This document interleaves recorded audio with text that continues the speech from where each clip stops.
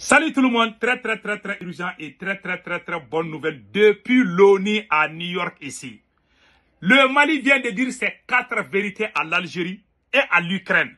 Mes chers amis, voilà, film terminé. Donc, je vais vous montrer tout de suite le discours de monsieur Issa Kounfourou, représentant permanent du Mali auprès des Nations Unies à New York à l'occasion de la réunion du Conseil de sécurité sur la fourniture des armes par les pays occidentaux à l'Ukraine. Il vient d'avertir, il vient de dire que même demain, l'armée malienne va aller frapper les terroristes à Tinzaouaten. Le Mali vient de dire à l'Algérie qu'il pleuve ou qu'il neige, l'armée malienne va frapper les terroristes voyous criminels à Tinzaouaten.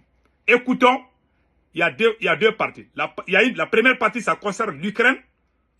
Le Mali vient de convoquer l'Ukraine.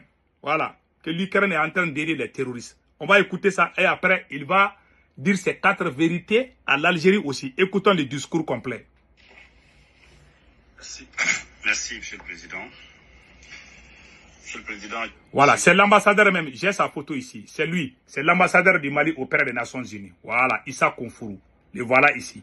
Voilà, c'est lui comme ça en photo. Donc, je vais vous montrer et voilà. Écoutons maintenant le discours. Merci. Merci, Monsieur le Président. Monsieur le Président, je suis heureux en cette veille de la fin de la présidence de la réunion du Conseil de sécurité de vous adresser ainsi qu'à l'ensemble de votre délégation nos chaleureuses félicitations pour le travail remarquable abattu durant ce mois d'août 2024. Le Mali a demandé à participer à cette réunion essentiellement pour partager ses vives préoccupations face aux implications et aux conséquences de la fourniture des armes à l'Ukraine sur nos pays, sur nos populations, loin de la ligne de front entre la Russie et l'Ukraine. Comme vous le savez, depuis l'éclatement de la crise entre la Russie et l'Ukraine, le gouvernement du Mali a adopté une position de neutralité. Cependant, nous sommes de plus en plus préoccupés de voir que cette crise se transporte progressivement vers des régions loin du front, comme nous avons pu le constater le mois de juillet dernier au Mali, donc au Sahel, en Afrique. En effet, le porte-parole de l'agence ukrainienne de renseignement militaire et l'ambassadeur de l'Ukraine au Sénégal ont avoué publiquement et de manière assumée l'implication de leur pays dans l'attaque lâche, traître et barbare les 24, 25 et 26 juillet 2024 de groupes terroristes ayant causé la mort d'éléments des forces de défense et de sécurité du Mali à Tinzaouaten, au Mali, ainsi que des dégâts matériels importants. Pire, ces hauts responsables ukrainiens ont publiquement annoncé d'autres résultats à venir. Cela nous préoccupe. Le gouvernement du Mali réitère sa condamnation ferme et ses soutiens assumés de l'Ukraine aux formations terroristes au Mali, au Sahel et en Afrique. Il a décidé de rompre les relations diplomatiques entre le Mali et l'Ukraine. Et le Mali appelle le Conseil de sécurité à prendre ses responsabilités face à ce choix délibéré de l'Ukraine afin de prévenir ces actions subversives qui menacent la stabilité au Sahel, voire sur le continent africain.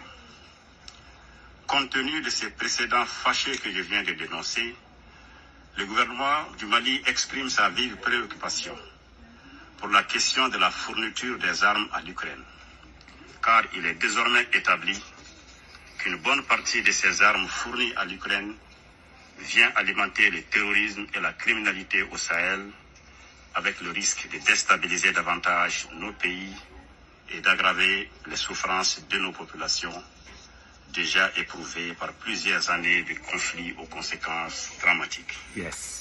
Nous appelons donc les pays qui fournissent ces armes à l'Ukraine de s'assurer que les dites armes ne tombe pas entre les mains des groupes armés terroristes et extrémistes au Sahel et en Afrique.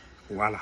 Pour sa part, le Mali ne souhaite point devenir un champ de convoitise et de bataille entre les puissances. Yes.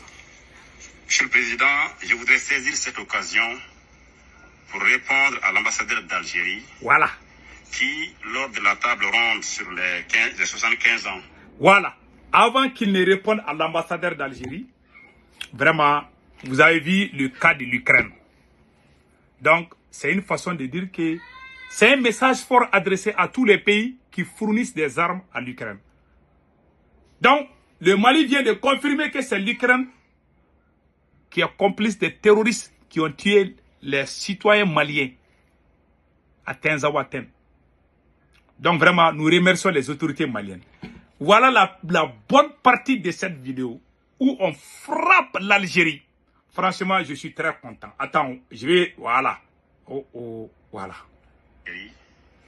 Qui, lors de la table ronde sur les 75 ans de la Convention de Genève... Monsieur le Président, je voudrais saisir cette occasion pour répondre à l'ambassadeur d'Algérie. Qui, lors de la table ronde sur les 75 ans de la Convention de Genève sur le droit de la guerre, tenue le 26 août 2024 en Suisse, a cru bon de déclarer avoir, je cite, appris qu'un drone a effectué une frappe dans le nord du Mali, tuant une vingtaine de civils. Et de poursuivre, je cite, ceux qui appuient sur la manette de ce drone n'ont de compte à rendre à personne sur ces frappes. Fin de citation. En réponse, je voudrais dire avec ma grande surprise de voir une diplomate faire une affirmation aussi grave qu'infondée sur la base de simples allégations de presse. En colportant à la légère ces informations de presse non vérifiées, il se fait le relais de la propagande terroriste dans notre région. Voilà. Pour ma part, je rappelle à mon collègue algérien que les forces de défense et de sécurité du Mali sont des forces professionnelles. Voilà. Qui mènent une lutte implacable contre les groupes terroristes. Yes. Dans le respect strict des droits de l'homme. Oui. Et du droit international humanitaire. Clair. Pour libérer notre territoire. Oui. Et pour protéger nos populations et les biens. Ça, c'est clair. De quoi s'agit-il en réalité? Le 25 août 2024, les forces de défense et de sécurité du Mali ont mené une reconnaissance offensive qui a repéré des véhicules de type pick-up chargés de matériel de guerre, soigneusement gardés dans une concession dans la localité de Tinzaouaten, au nord-est de Kidal. Après une surveillance minutieuse, les forces de défense et de sécurité du Mali ont effectué une série de frappes qui a permis de détruire les cibles terroristes et de neutraliser une vingtaine d'hommes armés. Comme vous pouvez le constater, chez l'ambassadeur d'Algérie, cher ami Amar, il s'agit bien des terroristes que les forces du Mali ont neutralisés le 25 août et non des civils. Merci. Je l'invite donc à adopter une attitude constructive et plus respectueuse du Mali et de son peuple, conformément du reste aux relations séculaires de bon voisinage, de fraternité, d'amitié et de coopération qui ont toujours existé entre le Mali et l'Algérie. Je vous remercie, Monsieur le Président. Voilà, fin de citation. Bravo, bravo, bravo, bravo, bravo. Fin de citation. Tout le monde a bien compris. Donc, le Mali vient de dire ces 4 vérités et à l'Ukraine et à l'Algérie. Les opérations se poursuivent. Même demain, on va aller frapper les terreaux à Tinzaouaten. Inch'Allah. Vous savez ce qui se passe? Tous les communiqués que les terroristes font là, l'Algérie se base sur les communiqués des terroristes. Pour l'Algérie, nous, les Maliens, on n'existe même pas. Tout ce que les terroristes disent là, c'est ça que l'Algérie prend en compte.